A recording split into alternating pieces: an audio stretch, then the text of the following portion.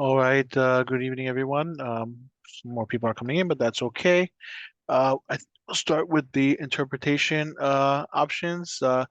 We do have live interpretation in Mandarin, Spanish, um, and I'll allow the interpreters now just to announce that as well, that information. Good evening, everyone. The following message will be in Spanish, offering interpretation services. Buenas noches a todos, gracias por estar acá. Si desea servicios de interpretación en español, por favor, marque desde su teléfono al 347-966-4114 e ingrese el número de conferencia 322-209-523, símbolo numeral. Le repito, para interpretación en español, por favor, marque el número que ve en la pantalla y es 347-966-4114 e ingrese el número de conferencia 322-209-523, símbolo numeral. Esta información será publicada periódicamente en la casilla de diálogos. Si desea escuchar el audio en español, pero desea permanecer en esta sala virtual para ver la reunión desde su computadora, por favor recuerde silenciar el micrófono de su teléfono y de su computadora para evitar el ruido de fondo y así garantizar la calidad de sonido para todos. Gracias. Thank you. Evening, this is interpreter. 晚上好，如果需要国语翻译，请拨打电话号码347-966-4114，ID 号码是200203739号键。再重复一遍，请拨打电话号码347-966-4114，ID 号码是200203739号键。Thank you. The Mandarin interpreter finished the announcement. Okay, thank you both for that. So we shall start with the presentation. Good evening, everyone. Thank you for joining tonight's family workshop, the first of a series from Community School District 25. Tonight we'll be discussing understanding your child's IEP, a review of the different IEP components and sections. My name is Nathan Yakubov. I'm the Administrator of Special Education, and this presentation was done in conjunction with our supervisor psychologist, Melissa Monaco, and of course, Dr. D'Antona is our superintendent, interim acting superintendent. So just on the screen now, you have my contact information. I, again, am the Administrator of Special Education for District 25, and you can feel free to reach out to me with questions and support for evaluations, services, assistive technology, or placement issues, or anything related to that. You have all my contact information on the screen. Melissa Monaco is our District 25 Supervisor of School Psychologists. She wasn't able to join us for this evening session, but her information and contact information is also on the screen. If there are any issues that you would need to bring up with her in terms of evaluations or IEP related questions as well as services.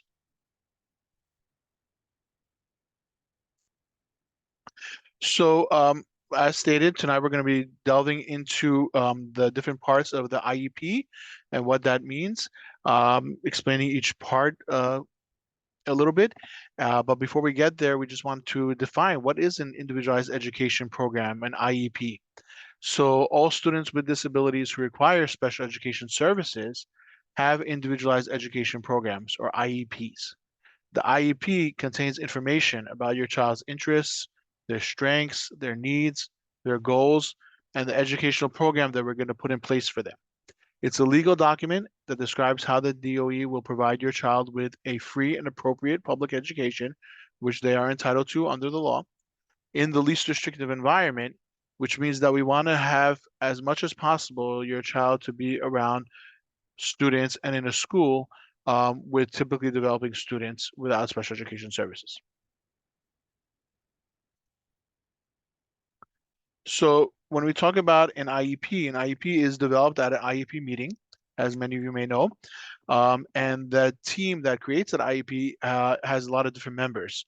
The IEP team members required to attend an IEP meeting will differ depending on the type of meeting that's being held. Whether it is a first initial meeting, with a child has never had services before, or it might be a review of a student that already has an IEP, or a meeting to determine if there are any changes needed for the IEP. Depending on the type of meeting, that will determine what kind of members are required to be at the meeting. If there's uncertainty about whether or not changes will be considered at the meeting, then we would ask that all members that could reasonably be required should attend the meeting. We will never limit changes to an IEP because a member is not there. Rather, we would make sure to have that member present at the meeting prior to the meeting. Possible IEP team members, you can see the list on the screen. Parents, of course, are invited to every single meeting, and we do encourage them to attend. And we make every effort to have them participate in the meeting. They are members of the IEP team. You would have a district representative as well at the meetings, and that is somebody that has the knowledge of the regulations as well as the programs that are being discussed. Sometimes we'll have a school psychologist at the meeting, a special education teacher who can discuss the special education programs that either the child is currently in or may be considered to be in. Related service providers, for example, a speech teacher or an occupational therapist, they might be invited to the meeting. A general education teacher, regular classroom teacher, as well as a social worker might be at the meeting. And sometimes we'll have a parent member at the meeting, and that is a parent of a student in the district that has a child with disabilities, and they would attend in order to support the parent at the meeting as well. Some meetings might require to have a physician over there, and I want to note that any individual can be invited to the IEP meeting on the basis of the parent's determination that that individual has special expertise or knowledge of the student. So basically, as parents, you do have the ability to request other people to join the meeting that you feel may bring some important and relevant information about your child to the meeting. You would just notify the school in advance. So let's start discussing the actual IEP. IEP, for those of you who have seen IEPs, it is a long document. There is a lot of information. This is in no way fully comprehensive. We're going through, an overview of each particular point. So as you have questions, please feel free to put them in the chat. We'll make some short pauses depending on the time that we have, and we'll open up to questions as well. But anything we can't get to, just please put that in the chat and we will certainly get to that afterwards. So the first part of the IEP is what we call the present levels of performance and individual needs, otherwise known as the PLOP. The PLOP is really a description and a documentation on your child's current performance and academic development and functional needs. So we're really looking at where your child is at this moment. Based on documentation, based on assessments, how are they been doing? What are they excelling in? What do they need support with? So this is an example of the first few pages of an IEP. This is just a sample. This is not a real student. This was created for a training. And just to point out, and in the beginning of the IEP, you would see this portion over here, which is the cover page, the cover portion of the IEP, and it will have your child's name, their date of birth, their local ID number, as well as the date of the meeting and the date that IEP will be reviewed again, which is usually a year later. There's another piece over here also that will be on the IEP on the cover page, and that's the disability classification. There are different classifications that you can see that every child will receive whenever they have an IEP. We're not going to get into that in today's session. We will have another session, another workshop in January where we will be discussing the different classifications and going more in depth into those. So the first thing we want to look at is what we call the PLOP, the present levels of a performance and individual needs. And the first section of that area is going to be the evaluation results. You can see that first highlight. And what's going to be listed over here is any evaluations or assessments that were done. These can be specific assessments that were done for special education eligibility. It can be classroom assessments. It could be state assessments. So for example, over here, you'll see that they put in the student's current reading level. So any types of documentation that we have in terms of assessments would go into that section. As we move on, the next highlighted portion is the academic achievement, functional, performance, and learning characteristics. So in this area, we really want to delve into the different subjects and the different areas of of learning throughout the day and where the student is for all of those areas. So I just want to point out that there are many times that um, parents will feel that there's a lot of negative quote unquote negative information that is being highlighted in the IEP. And the reason for that is because we really want to get a full picture of what areas need to be supported for your child. So a lot of times there will be statements of where the child needs more support or where the student is not yet on grade level or compared to his peers in the classroom or her peers in the classroom. But that does not negate the fact that we also need to know about the strengths of your child as well and where they are excelling. So you'll see those portions as well. As we move over here, you'll see the next highlight. We have the student's strengths, preferences, and interests. And it's very important that we highlight that as well, because we want to know what areas we can really use to support the student in terms of what they like, what they enjoy, and what they excel in. And this is where, parental input is very important as well, because you will be asked to share some of that information with the team so that they can add that into the IEP. And talking about parental input, the next section, as you can see, academic, developmental, and functional needs of the student, including consideration of student needs that are of concern to the parent. So specifically in this area, we want to really highlight what the parents are concerned about. Whether, and this can be, things that they see in terms of their students, their child's functioning in school, as well as the child's functioning outside of school, and what their hopes are for their student, for their child.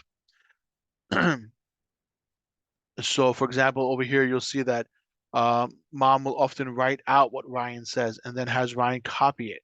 Or mom noted that Ryan is able to solve many one-step mathematical equations, but has difficulties with other things. So this is very important. Every section that you're going to see, we will be asking for parent input as well. We want to hear from the parent. And we didn't mention this earlier, but depending on the age of the student, we also want to include the student voice in the IEP as well. So you should be seeing statements in the IEP when it comes to student strengths, preferences, and interests, as well as the needs of the student. We want to hear from the student as well. What do they like? What do they feel that they're doing better in? And even what do they feel they need support with? So we want to see that on the IEP as well. And you should see those in those sections. And in all of this academic areas, you will see paragraphs from the teachers, from the psychologist if the child was assessed by the psychologist. You might see any therapists that are working with him, for example, speech therapists, occupational therapists. They would put all of their information in here as well. Moving along, the next part of the plot will be the social development, and it follows the same format as the academic development. We want to know how the student is doing at this point in terms of their relationships with peers and adults, their feelings about self, and how they're adjusting socially to school and community environments. And we'll put that information in here. And once again, we're looking for the student's strengths. And once again, we're looking for concerns, not only for the school team, but also for the parent in terms of the social needs of the students. So I just want to pause for yeah, I see a question in the chat. It's somebody's asking at what age do you start to get child input? And that's a great question, and it really depends on the child and the team. Even young children we know can share, to an extent, depending on their developmental levels.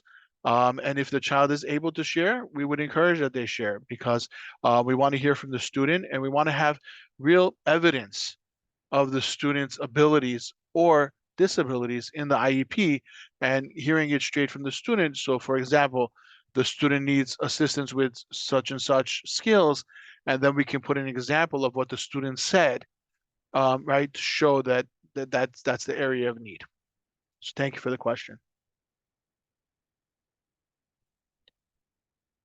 In the next section, again, we have physical development, and again, it follows the same format as we mentioned before, where we're going to put in the physical development, the student's strengths, and again, the needs and the concerns of the parent relative to that. So we've covered in the plot, we've covered the academic needs of the student, of your child. We've covered the social needs of your child and the physical needs of your child. And this really lays the groundwork for the rest of the IEP. So it's very important that we get the best information that we can and include it in the plot, because this is really going to be the foundation for everything else that follows.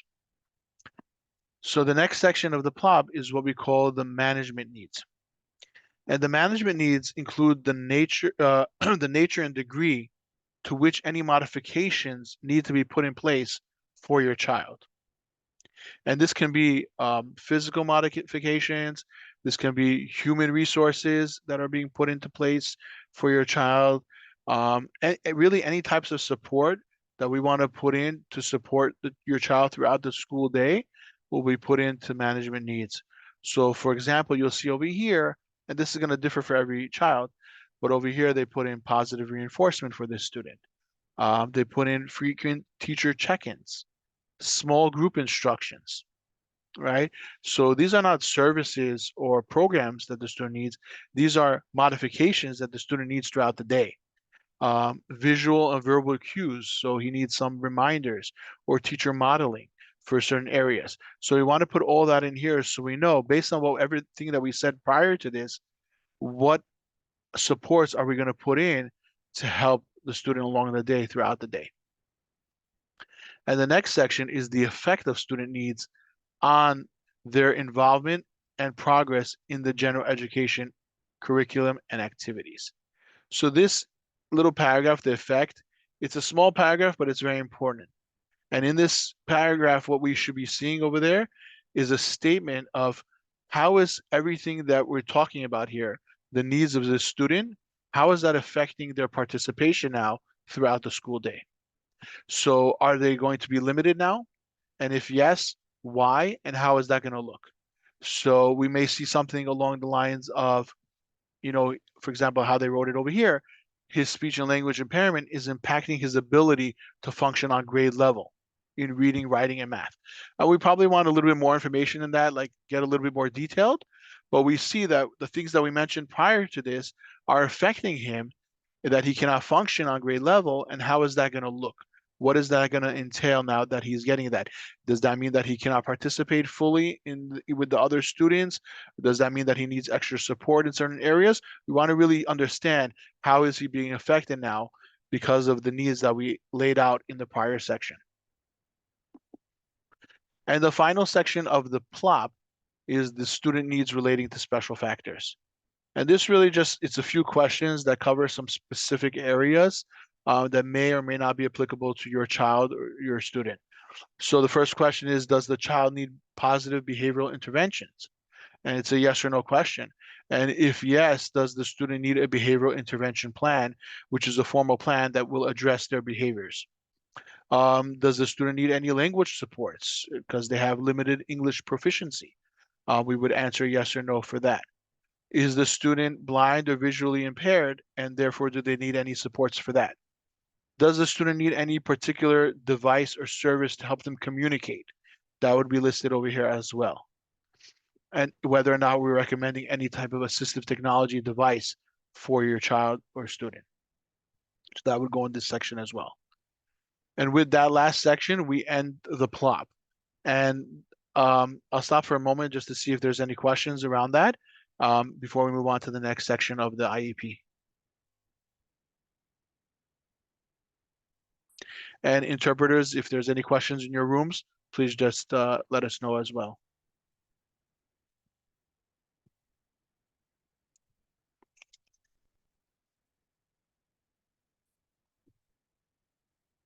Okay, great. So we'll move along, and the next section of the IEP is the transition section. And over here, you'll see what's called measurable post-secondary goals. Now, this section is not going to apply to all students. However, for a student age 14 or older, the IEP must include measurable post-secondary goals that are based on age-appropriate transition assessments, as well as preferences of the student and interests of the student. So, for example, you'll see over here, this is what the section would look like. We would have the measurable post-secondary goals, and we're going to list over here any type of education or training or maybe employment or independent living skills when appropriate that this student may need support with or this student may be interested in for the future. Again, we're talking about here post-secondary goals. These are activities that we're looking forward towards, post school when the student goes out into either into the workforce or into the community at large. How are we going to support them? What interests do they have that we should be supporting them with as well? And then we would have a statement over here to describe the needs, if any, for that student in terms of that goal. There's another section, a correlating section to this further on in the IEP. We'll get more detailed as well. The next section of the IEP is the annual goal section. And this section really is going to lay out the specific individual goals that we want the student to achieve on their IEP. Now, there's a reason that this is coming later on in the IEP, because we're going to be taking the information that we listed in the plop. We spoke about the academic needs, the social emotional needs, the physical needs. We have all that information, and now we're going to develop goals that specifically address those areas that we listed. And it's important that we have that alignment. So everything that you see in terms of the goals, and again, these are just examples, but in your own child's IEP, any goal that you see should be able to connect back to something that was mentioned in the plop of your child's IEP. And you can definitely always ask, at the meeting, how does this connect to what was said over there or to the needs of my child? So here we have the measurable annual goals, and there's no specific number of goals that you might see on your child's IEP. We do expect that there should be a reasonable amount, so we don't want to see like an exorbitant amount of goals, because it's obviously we want it to be achievable during the school year. But you'll see goals that cover different areas, like I said, depending on whatever the needs were in the plop. So these are just examples. For example, here they put a speech goal for this student, they put a reading goal, and they put a math goal. We don't need to go into the specifics of the goal, but what we would see over here is the actual annual goal, and that's a statement, okay? Within 1 year, what do we want the child to achieve, and with which tools, with which strategies would be included in that as well.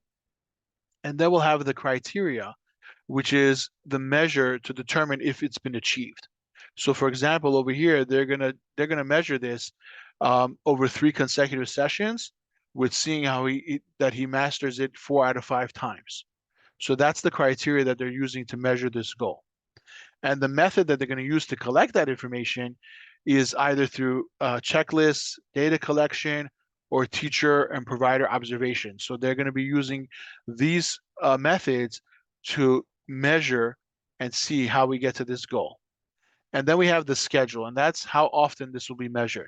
So over here, they put 1 time per month. Again, that's going to depend on the goal and the student and the provider, whoever's providing the strategies for that, to determine how often they're going to measure that. Again, that should be a reasonable time. We don't want it to be too long of a gap where they're measuring it, and we also don't want it to be too frequent where there's not enough time for there to be progress as well. So it has to be something that's reasonable.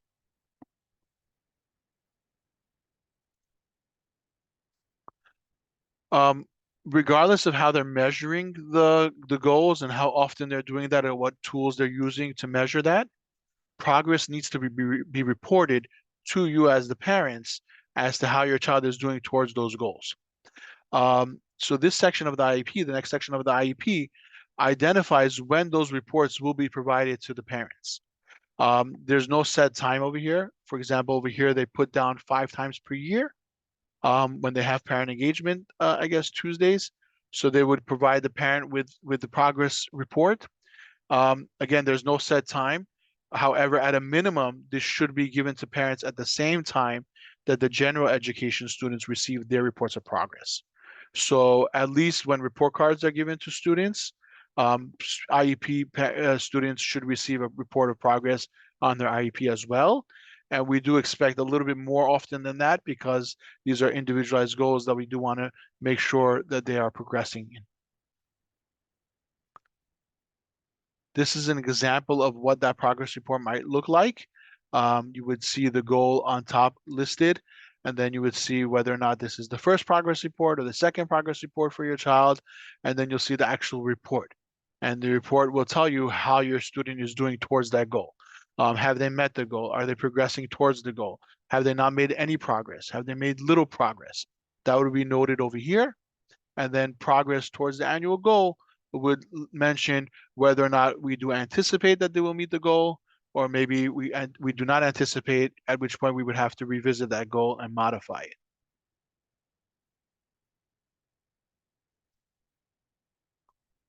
Okay, so moving along to the next section of the IEP, and this is the recommended special education programs and services. This is where we're going to see the actual program that's being recommended and going to be put into place to support the goals that were developed for your child. And that's very important to note. The program here should directly relate to the goals that were developed. And like we said, those goals are based on the plot that was developed before that. So we see the progression over here. First, we identify the needs of the student. Based on the needs of the student, we develop goals. Then we look at those goals and we decide what program do we need to put into place to address these goals so that this child can progress towards those goals. Before we get into a sample of the programs that can be recommended, I just want to mention that we have a continuum of services. And that flows all the way from general education, where a student is in a regular classroom with no services for special education, all the way to, not being able to be in a community school because their needs are so extensive. And in the middle, we can have a special class, or we can have an integrated class with students that are mixed, and we can have a special education teacher supporting either one-on-one or in a group. And I put this blue arrow going up and down just to make a note that there's no one program. There's not a step ladder where the student will start in one program and then move up, work their way up out of that. Rather, it's a flow. It's a continuum. So at any point in their educational experience, they may be put in any one of those settings depending on their individual need, as well as they can be put in multiple settings at one time as well. So we may have a student that's in a special class for certain subjects and in a general education class for other subjects. So there's no, being forced to be in one or the other. It's all individualized, and we can work to be flexible in that to address the individual needs of the student. So this is an example of that page. This is the recommended special education programs and services page. And on this page, what you would see is all the programs that we're recommending, all the special education services and programs that's over here. So for example, over here, they recommended for ELA, they recommended a SETS teacher. So it's going to be a group service. They're going to be working in a small group, a special education teacher with this child for the ELA goals.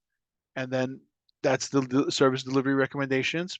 Frequency is how often that's going to be provided. So it'll be 5 times per week in this case. And for how long, the duration, in this case, it'll be a period. So essentially, they're getting 5 periods a week. And the location, where is this service going to be provided? In this case, it's going to be in the general education classroom. So this will have the teacher pushing into that classroom and working with the student in the classroom. And then over here, you would have the projected beginning date of service as an example. Sometimes you'll see an end date as well if we don't expect the service to continue the whole year, but it's only for a certain amount of time. You would have a start date and an end date. Just another example here. So for example, for science, they're recommending sets as well, but this one would be 1 time per week for a period, and it'll be in the sets room. So in that case, the student will be taken out of the classroom and being working one-on-one with the teacher in terms of those goals. So all the services would be listed on this page. And again, like you see, you'll see different variations, different combinations, depending on the needs of the student on this page. The page continues. It is one page. I just have it split over here. On the lower portion, you would see the related services. And these are services in addition to the class setting that we would implement to support the student. So for example, in this case, this child was recommended for counseling services in a group, and that will once again be twice per month for 30 minutes. And then you have the location again as well. And they also put in speech therapy for the student as well. And you have all that information listed here. Again, you can have other services such as occupational therapy, physical therapy. All of that would be listed over here as well. Another thing that we didn't put on here, there are some students that may need nursing services. So that would be listed in this section as well. If the child has a medical need that needs to be addressed with a school nurse, that would be listed over here. And some students also require the need of a paraprofessional. And we have different types of paraprofessionals that might be listed in this section. We would have a crisis management paraprofessional if there's a student with behavioral needs. We might have a health paraprofessional for a student that has any type of medical concerns that needs to be monitored for that. You might have a toileting paraprofessional that would assist a student with toileting needs throughout the day. And we might have an orientation and mobility paraprofessional to support a visually impaired student throughout the day as well. So that too would be listed in this section of the IEP. Supplementary aids and services, program modifications or accommodations. Over here, we would list any type of changes we need to make in the environment of the student. So, I will bring an example of a visually impaired student. They may need some type of an accommodation in the classroom to support their impairment. We would list that over here as well. Similarly, if we have an assistive technology device, could be something like a laptop for the student to type on, or maybe even a communication device for them to use to communicate. That would be listed over here as well. And then we have finally supports for school personnel on behalf of the student. So in this case, if the student has any specific need that would require training for the staff in order to know how to address that, that would be listed on this portion of the IEP as well.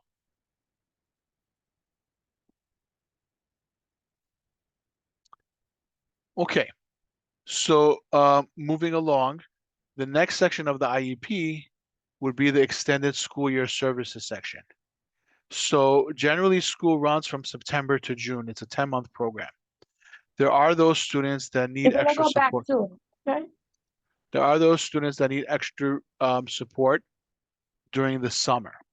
And the reason they would qualify for that support or need that support is because they have significant regression over the summer. So this is the section that you would see on the IEP where we would put if the student is eligible to receive services during July and August, and we would mark off no or yes. Every student regresses over the summer. That's normal. Students go home from school, they lose some of the skills that they learned over the year, and that's perfectly developmentally normal for students. However, if we're talking about students that have significant regression, where they will need up to 8 weeks of reteaching when they come back to school, that would qualify for them to get summer services. And that would be noted on this section of the IEP. In addition, we would note over here what the specific services are. Some students will get the same services that they got throughout the year, and they'll just continue that during July and August as well. And some students might need some different type of service. So for example, there might just be one area that they need extra support over the summer. So we would provide that for them over the summer, and we would list that over here in this section.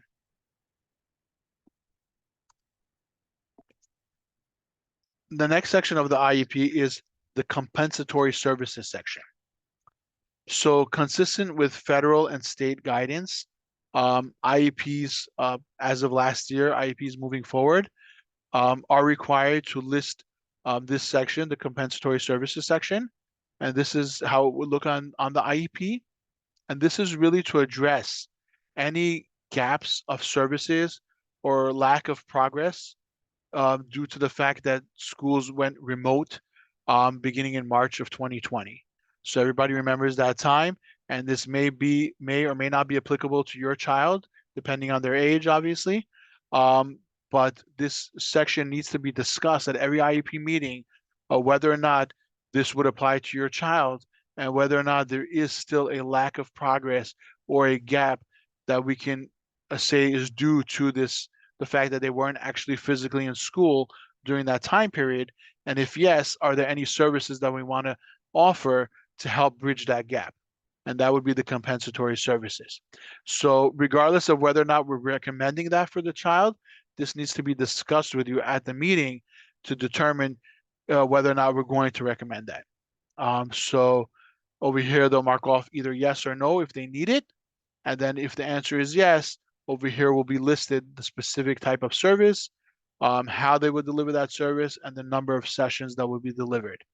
It's important to note that the ideal method of delivery for this service would be throughout the school day, for your child. And that's really what we'll be looking to supplement with this service.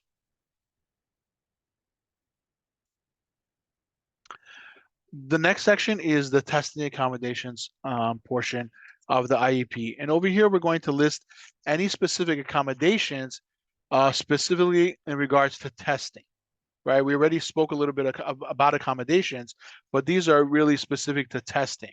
And testing accommodations are changes to the test format or or the test administration. And the reason for this is to remove any barriers and to increase access for students that might need that in order for them to be able to take the test. So this is an example of that page, and what you would see over here is a list of the accommodations that we would be recommending for the student.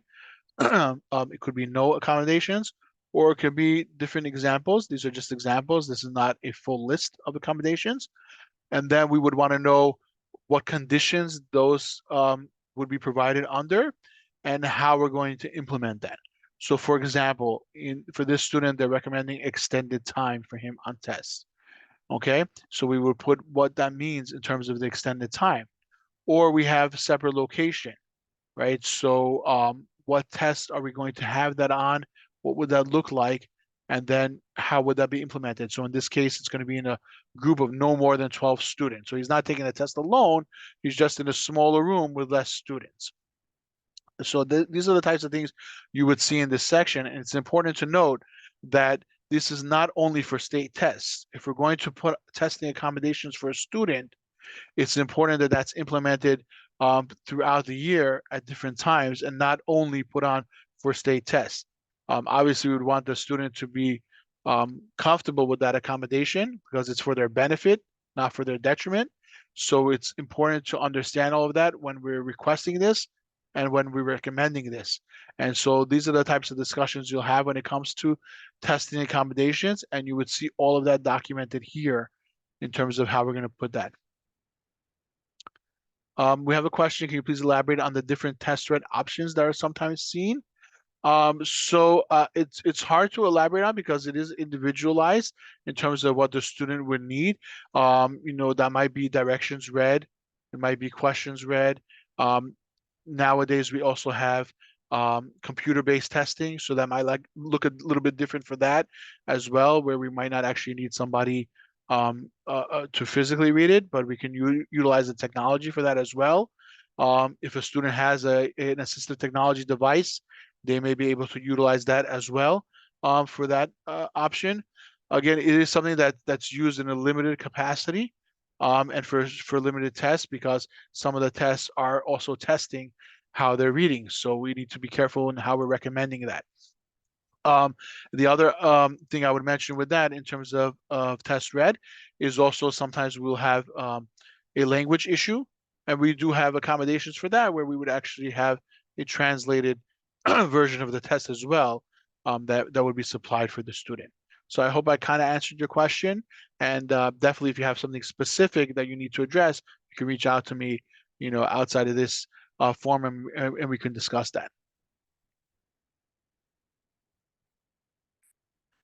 Okay, so the next section is the coordinated set of transition activities. And this really goes back to what the section that we had earlier on the IEP of the measurable post-secondary goals. And this is more of a comprehensive section in terms of we had the goals listed before, and now what kind of activities are we putting into place for the student, again, age 14 and older, in terms of how we're going to support their transition when they're leaving school and going into the community or into the workforce. So this is what that section will look like on the IEP. And there's different sections over here. It will cover instruction. So any type of courses we may need to offer the student, in terms of, usually you would see this for middle school, high school, specific types of courses that we want to prepare, have the student available to the student, and who will be providing that. It doesn't necessarily need to be the school. We may be working with outside agencies for that as well. And we would list that over here so that we're aware of who's actually providing that. Any related services for the student. Speech therapy, occupational therapy is probably the more common ones for this. Counseling, we would list that over here. And then we would list again, the school district, is this being provided from the school? Is there another agency that's supporting with this? We would list that over here as well. Community experiences, what does that look like? How is the student getting that? Is, where are they going to have this community experience, and who is going to be coordinating that? The school district, an outside agency, we would list that as well. And the same thing with this section of development of employment and other post-school adult living objectives, right? So, any type of employment training, vocational training that we might want to have, or opportunities or goals, we will list this over here as well. And again, many times we will see another agency supporting that as well, and we will list that over here. For some students, we'll also have acquisition of daily living skills, and that would be in reference to, for example, dressing, hygiene, self-care skills, self-medication. Again, if it's applicable, that would be listed over here, as well as functional vocational assessments in terms of, having those assessments to see how we can support them for that. These outside goals can also be through HCBS services. Again, if we're having other agencies that are supporting, definitely we would incorporate that as well over here. This would be the section to discuss with the team who's going to be supporting with that, and list this over here as well. We definitely want to collaborate with outside agencies and services as much as possible in order to really maximize the support that we're giving to our students when they're transitioning out of school.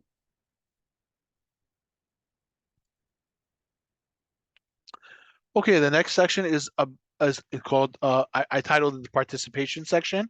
And what we'll see over here is it's a few different points that are lumped together on the IEP. And the first section is participation in state and district-wide assessments. So the first point that we need to address is this student going to be participating in state and district-wide assessments? For most students, the answer will be yes. There are some students that do have very limited skills and significant delays where they cannot participate on state or district-wide assessments, and so they will be part of alternate assessments, and that would be listed here as well. Generally, this again is for a limited amount of students, and it's not the norm for most of our students. The next question of participation is participation with students without disabilities. We referenced this earlier, and this really guides all services when we make recommendations, is we want to talk about the least restrictive environment, which means that we're giving opportunities for the student as much as possible to be around typically developing students. So that would be documented in this section. We'll just jump to the school age student. Explain the extent, if any, to which the student will not participate in regular class, extracurricular, and other non-academic activities throughout the school day. So we want to list that over here, and also justify why they cannot be in that program, as well as if the student is not participating in a regular physical education program, we want to outline over here what that means and why that is the case. So I forgot to mention earlier, but we can mention it here. All students are required to have physical education, but for some of our students, they will need adapted physical education. And you would see that on the program services page, if that is recommended for your child, where they're modifying the physical education instruction for your child for their specific needs. And then that would be noted here as well, that they would get that adapted physical education would be noted here as well on this section of the IEP, because again, that will affect their participation or could affect their participation with other students as well. So we want to list that over here. And finally, when we talk about participation, we want to also document whether or not the student is going to be exempted from language other than English diploma requirement. Again, this is going to depend on the individual student and their disability, whether or not they will be able to be held to this standard of, having a language other than English for the diploma. And then we would document that over here. The next section of the IEP talks about specialized transportation. Students can be eligible for transportation with depending on specific needs and regardless of whether they have an IEP or not. However, when we talk about specialized transportation, we do need a justification for why the student might need that. And the underlying question will be, can the student access the learning or access the programs that we're recommending for them without having specialized transportation? If the answer is no, then we will have to recommend specialized transportation. There's a whole array of accommodations that we can provide with specialized transportation. Sometimes that will just entail the team at the school discussing and assessing that need and recommending it. Other times we may have to recommend this to the Office of School Health for a review. Most times when that's, let's say we need nursing services on the bus, or we need an additional adult on the bus, so it's more of a medical need. We may have need that to be reviewed by our Office of School Health. Otherwise, other accommodations might be limited time travel, it might be air-conditioned bus, it might be other types of accommodations, curb to picking up the student at the nearest curb, all different types of accommodations again that might need specific for the student can be discussed and considered. A lift bus would be another type of accommodation if the student is wheelchair bound that they may need for their transportation. So that would be listed over here as well. Where does somebody's asking in the chat, where does medication administration come into play in the IEP? Since you mentioned the nurse, thank you very much for that question. That's actually, I believe, in the next. We're going to get to it in about 2 slides. That will be there. Like we mentioned, if we have nursing services, that would be listed on the IEP, but we'll get to any medical needs in a couple of slides. Thank you for that question.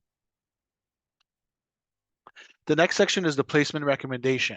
And over here, we will have a basically just this little box where we're going to list where the placement recommendation will be. For a majority of students, you will see New York City Department of Education non-specialized district. That's any one of our districts 1 to 32 community schools. If the student needs a more specialized recommendation, then you would see specialized school. And if there's something that's needed more specific, more restrictive, you would see that listed here as well. But we do need to list on the IEP the actual placement recommendation. Coming towards the end of the IEP, we have what's called the summary page. And the summary page really goes back to everything that we've mentioned and just gives a review of everything on the IEP. And it's a very important page because it has all the information really listed out. So it starts, of course, with the student information again, name, ID, date of birth. Then it has information specific to the IEP. When was this IEP meeting held? Was this an amendment to the IEP? Was this a reconvene of the IEP meeting? That would all be listed over here. The next part is the instructional and functional levels. So we want to put in the reading level for the student and we want to put in the math level for the student. And in this case, it was second grade and second grade for this student, but sometimes it may be different and it may or may not correlate to the actual physical grade that the student is in, because here we're actually talking about their instructional and functional levels, not their chronological age level. And then it goes into the summary recommendations, which I just put on the next page just so that we can see it better. And you'll see that over here, the summary of recommendations. So over here, again, you'll see the classification, and then the recommended services, the actual program, right? Like we said, for this student, they recommended SATs and ICT. So you have that all listed here, the related services, the counseling, the speech therapy, and then again, 12-month services. Is this student going to be recommended for 12-month services? That would be checked off over here as well.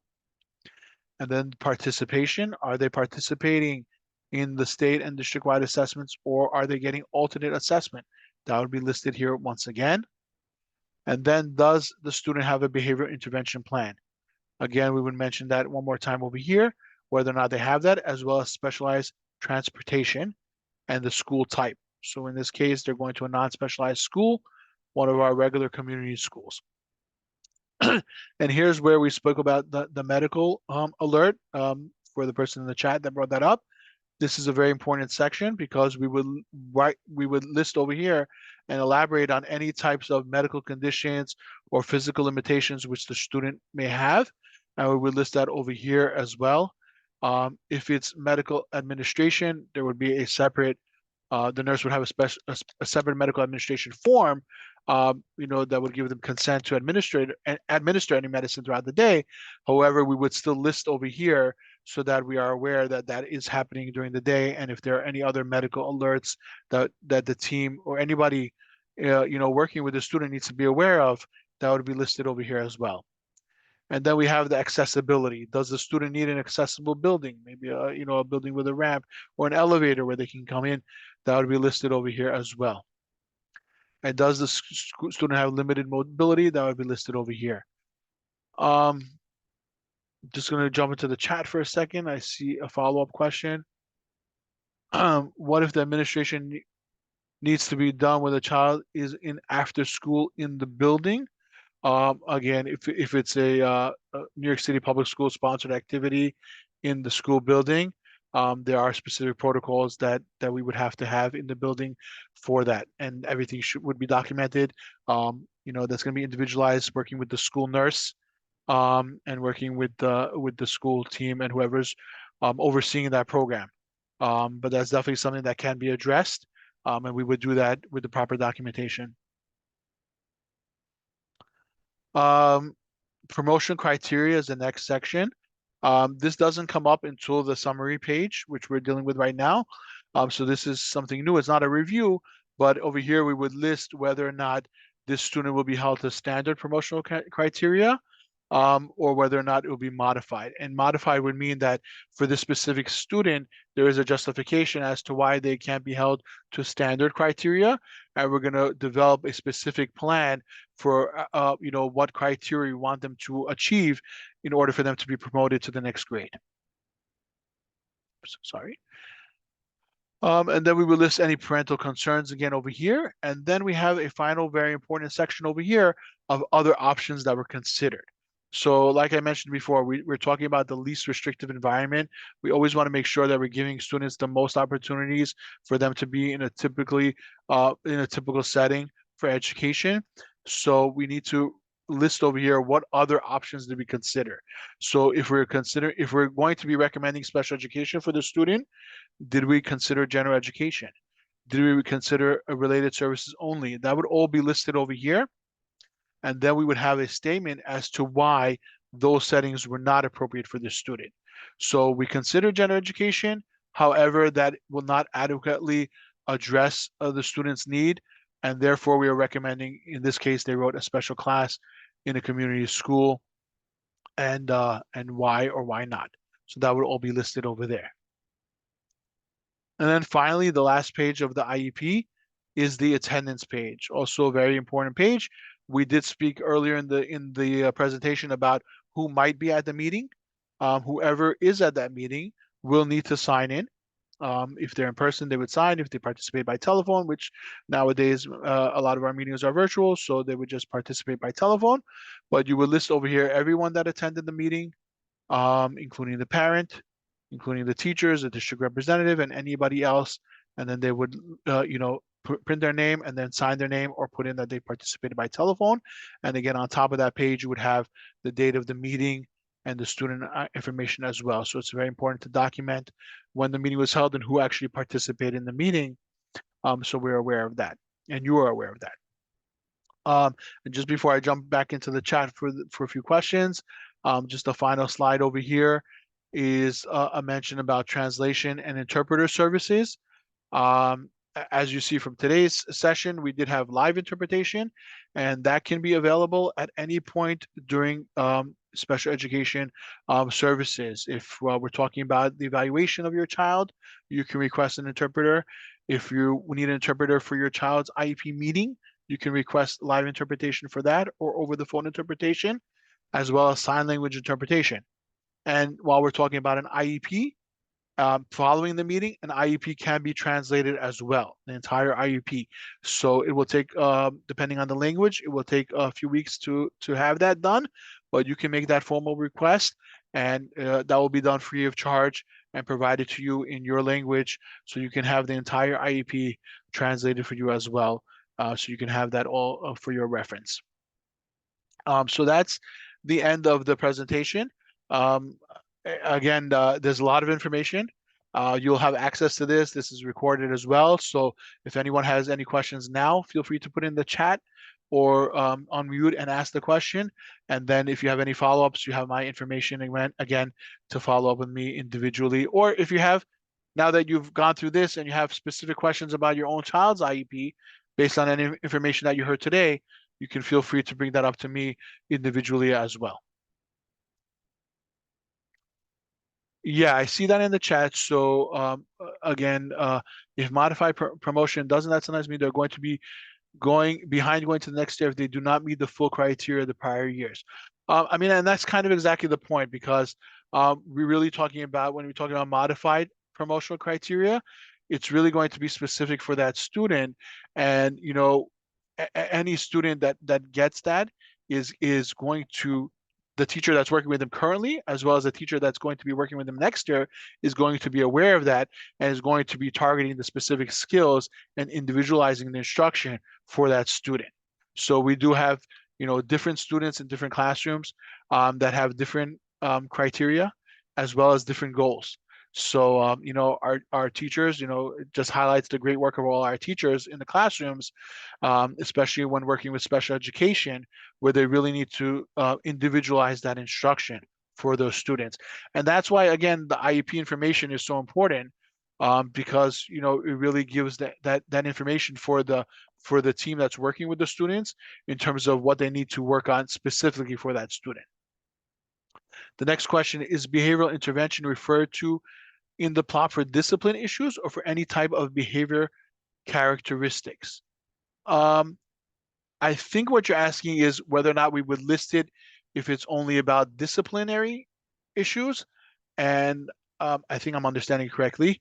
And no, we would list anything that's relevant to the student in terms of their development and their learning and their access to the learning at the school. So it may be something that required, disciplinary measures, or it may not be. It may just be that, the student has, trouble paying attention, and sometimes he harmlessly gets up out of his seat, right? And that might be a behavior issue that we want to highlight, because that might affect his learning at some point. And thanks, they asked about the OT. Yes, that's occupational therapy.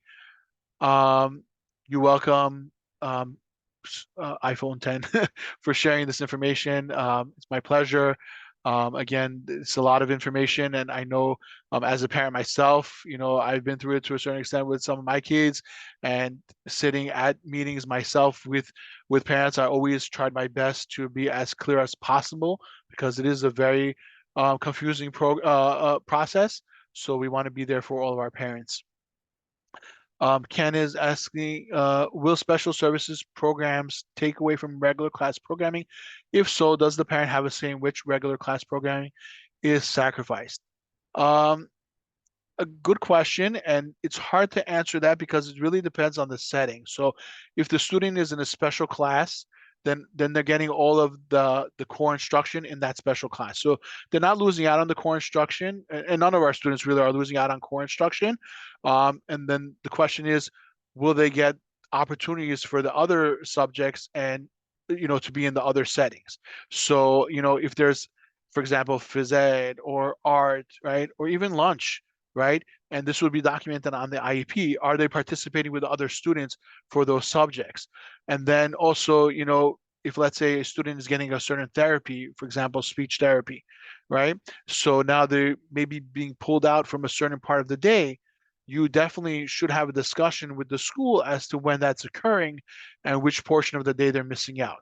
And we can work with that because we do have options of pushing into the classroom as well. So if it's a concern about a student missing out, it may be appropriate for that interventionist to push into the classroom so that they can work side by side with the teacher as opposed to the student missing out from that. So that's a good question.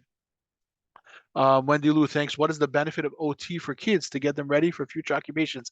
The name is confusing. I know it's occupational therapy, but it actually doesn't have to do necessarily with occupations. It's really in terms of um, it's kind of it encompasses different areas. A lot of times it will be in terms of the fine motor development of students. So we may to break it down in simpler terms, it may be in terms of writing skills for the student, cutting skills for the student, but it also goes as far as to the occupational therapy needs that they may need in order to maintain functioning for their future or their current functioning. So when we talk about organizational skills, that might fall under occupational therapy as well.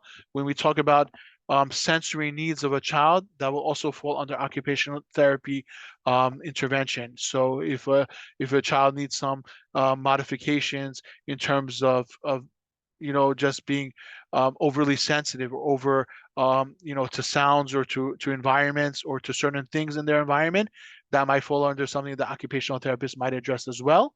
And for certain students, like I said, it could be just their general functioning. Their daily living skills would fall under that as well. So maybe dressing, buttoning, tying, those might also fall under occupational therapy. You're welcome.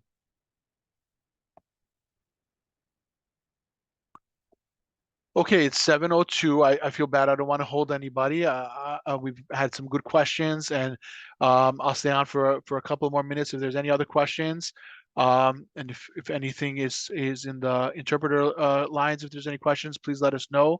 But everybody else, you're free to go if you'd like. Thank you all for participating.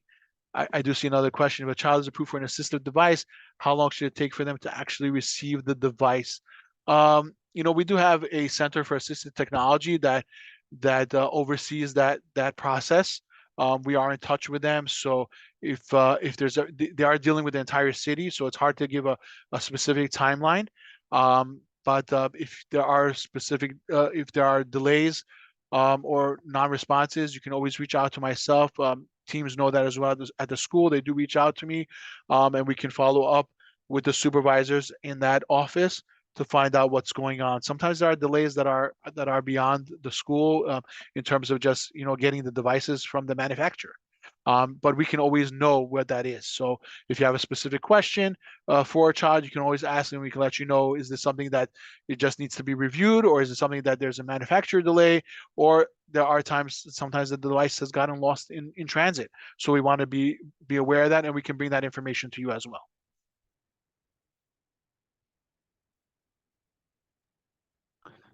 So Nathan, I just want to thank you for organizing this this session today and the one that we did earlier this morning. And parents, I really do appreciate you being on here on a Tuesday just before Thanksgiving. I'm sure you got lots of things going on and to prepare for. But we know how important this space is for you as parents, just to make sure that you understand not only the process, which Nathan did earlier at the start of the school year, but also to understand the components within the IEP. is really important for us as parents to make sure that we have clarity around the things that we can ask, the things that we need to know about as an IEP is being developed. So, thanks so much for being here.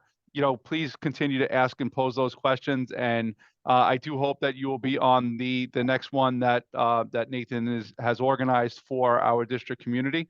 And we'll continue to offer these for as many parents as do need. And the beauty of this is that it is recorded, and we can always reference this moving forward. So thanks so much, Nathan, and thank you to the team. I know we have a bunch of our team members on here today. So please don't hesitate, reach out to us, and we'll be here for you guys as you go through this process or are involved in this process, or may believe your child needs an IEP moving forward. So thanks so much. Thanks, Dr. Mike. Thank you. And thanks again for everybody who joined tonight. It's earlier today and tonight. And again, feel free to follow up if there's any follow-up questions. Thanks, Nathan. Thank you. Thanks, Eden. Have a good night, everybody.